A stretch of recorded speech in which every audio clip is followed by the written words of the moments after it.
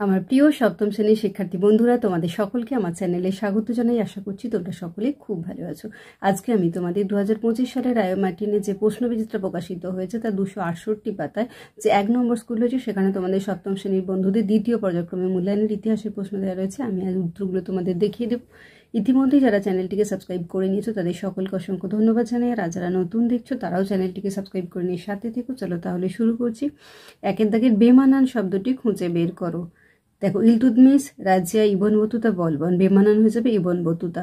খরাজ খামোশ জিজিয়া আমির, বেমানান হবে আমির। আর পরেরটা হবে হুন্ডি, বেমানান হয়ে যাবে দৌলতাবাদ, পরেরটা হয়ে যাবে বুরহানপুর।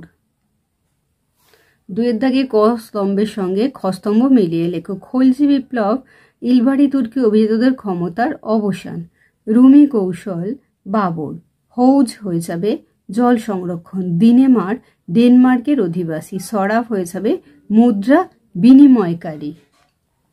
তিনের দাগে শূন্যস্থান পূরণ করো। ঘরঘরা যুদ্ধে বাবরের অন্যতম প্রতিদ্বন্দ্বী ছিলেন নসরত শাহ। জাহাঙ্গীরের আমলে শিখ গুরু অর্জুনকে প্রাণদণ্ড দেয়া হয়। রাজপুত নেতাদের মধ্যে মোগল সম্রাটদের সঙ্গে জোট বাঁধেননি রানা প্রতাপ সিংহ। আহমেদনগরের প্রধানমন্ত্রী ছিলেন মালিক অম্বর। বিলগ্রামে যুদ্ধ হয়েছিল 1540 খ্রিস্টাব্দে। সুলতান হুসেন শাহ ছিলেন চৈতন্যের ভক্ত। দেখো, চারের দাগে নিচের প্রশ্নগুলির একটি বাক্যে উত্তর দাও। মুঘলরা তৈমুরের বংশধর হিসেবে গর্ববোধ করত কেন? আচ্ছা, এটা একটি বাক্যে উত্তর না দিয়ে একটু বড় হচ্ছে। দেখো, লিখবে যে মুঘল সম্রাটরা তৈমুরের বংশধর হিসেবে গর্ববোধ করতেন কারণ তৈমুর ছিলেন তাদের পূর্বপুরুষ এবং তিনি 1398 সালে দিল্লি জয় করেছিলেন। তৈমুরের সামরিক দক্ষতা এবং দিল্লি বিজয়ের গৌরব মুঘলদের মধ্যে এক বিশেষ স্থান অধিকার করেছিল। আর মুঘলরা মূলত দুটি প্রভাবশালী বংশের মিশ্রণে গঠিত ছিল। তাদের মায়ের দিক থেকে তারা মঙ্গোলীয় শাসক চেঙ্গিস খানের বংশধর এবং বাবার দিক থেকে তৈমুরলংয়ের বংশধর ছিল। তৈমুরের দিল্লি বিজয়ের গৌরব এবং সামরিক দক্ষতা মুঘলদের মধ্যে এক বিশেষ গর্বের কারণ ছিল। হুমায়ুনকে একসময় ভারত ছেড়ে চলে যেতে হয়েছিল কেন? এটা তোমাদের বইয়ের 73 পাতাতে পেয়ে যাবে। লিখবে যে হুমায়ুন পরপর দুবার শের খানের কাছে পরাজিত হয়েছিলেন। 1539 খ্রিস্টাব্দে বিহারের চৌসার যুদ্ধে আর 1540 খ্রিস্টাব্দে কনৌজের কাছে বিলগ্রামের যুদ্ধে তার কাছে পরাজিত হয়ে হুমায়ুনকে দেশ ছেড়ে পালিয়ে বেড়াতে হয়েছিল। মহেশ দাসের নাম বীরবল হয়েছিল কেন? এটা 75 পাতাতে পাবে।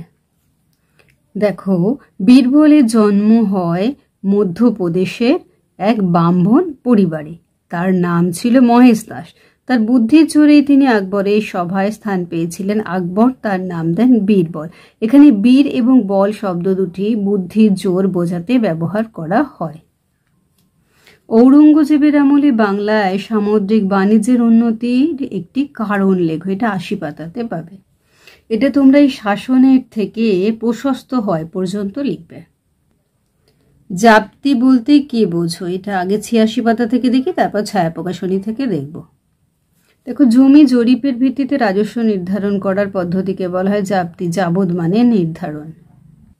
এই দেখো, ছায়া প্রকাশনীতে রয়েছে। 5-এর দাগে যে কোনো 5টি প্রশ্নের উত্তর দাও। দিল্লি সুলতানদের কখন খলিফার অনুমোদন দরকার হতো? ছায়া প্রকাশনী থেকে দেখব। সুলতান রাজিয়ার সমর্থক কারা ছিল এবং তার বিরোধী কারা ছিল? ছায়া প্রকাশনী থেকে দেখব। এই দেখো, এই 11-র দাগের উত্তরটা। সুলতান ইলতুৎমিশের সামনে প্রধান 3টি সমস্যা কি ছিল? ছায়া প্রকাশনী থেকে দেখে নেব। এই যে দেখো, মোগল কারা? ছায়া প্রকাশনী থেকে দেখব, দেখে নাও। পরেরটা দেখো, পাট্টা ও কুবুলিয়ত কি? ছায়া প্রকাশনী থেকে দেখে নিই। দেখো,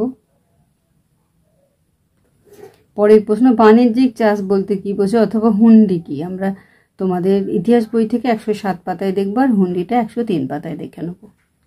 এই দেখো, বাণিজ্যিক চাষ, এখান থেকে এতটা লিখবে। আর এই দেখো হুন্ডি। 6টা দেখো, যে কোনো 3টি প্রশ্নের উত্তর দাও। আলাউদ্দিন খলজি কিভাবে মঙ্গল আক্রমণের মোকাবিলা করেছিলেন? 72 পাতায় দেখব। আচ্ছা, এটা আমরা 55 পাতাতে পাবো। এই যে আলাউদ্দিন থেকে এই আলাউদ্দিন খলজির থেকেই আলাউদ্দিন পর্যন্ত লিখবে। মুঘলরা কেন নিজেদের বাদশাহ বলতো? 97 পাতায় দেখে নেব ছায়া প্রকাশনের। কেন সুলতানদের সময়কার পুরনো দিল্লি আস্তে আস্তে ক্ষয় হয়েছিল? ছায়া প্রকাশনী থেকে দেখে নিই। ইকতা কি? সুলতানরা কেন ইকতা ব্যবস্থা চালু করেছিলেন? ছায়া প্রকাশনী থেকে দেখে নাও।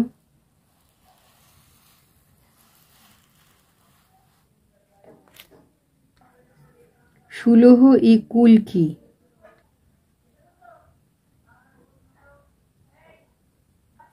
সাতের হচ্ছে নিচে যে কোনো দুটি প্রশ্নের উত্তর দাও। আলাউদ্দিন খলজির বাজার দর নিয়ন্ত্রণ নীতি আলোচনা করো। ছায়া প্রকাশনী থেকে দেখে নেব।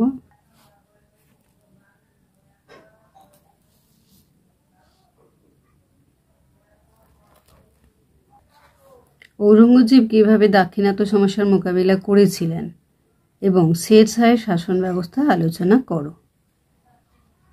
আচ্ছা, এটা তোমাদের ইতিহাস বই থেকে 84 পাতা থেকেই দেখিয়ে দিলাম।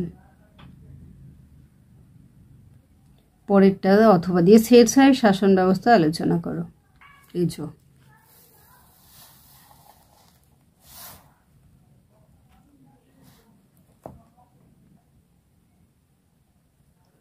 মধ্যযুগে ভারতে দেশের ভেতরে বাণিজ্যের ধরনগুলি কেমন ছিল তা লেখো। এটা তোমাদের ইতিহাস বইতে 101 পাতাতে পেয়ে যাচ্ছ। 102 পাতাতেও 2 লাইন রয়েছে। শাহজাহানাবাদের নাগরিক চরিত্র কেমন ছিল?